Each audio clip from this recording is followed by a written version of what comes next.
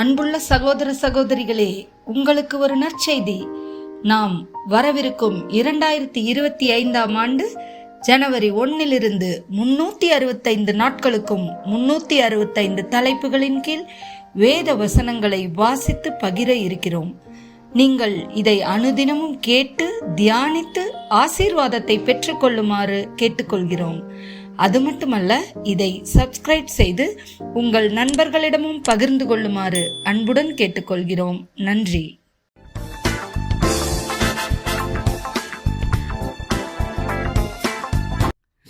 இன்று நாள் 231. தலைப்பு கர்த்தரின் நாமம்.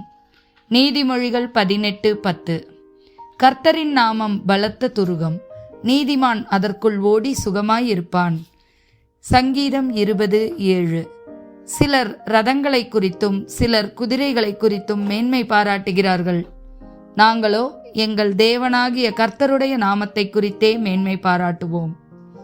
யோவேல் 2:32.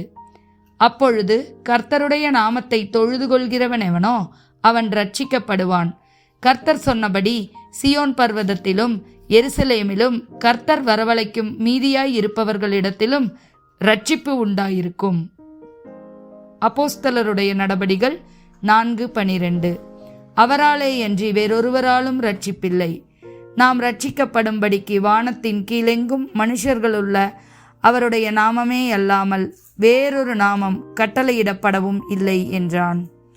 பிலிப்பியர் 2:9-10.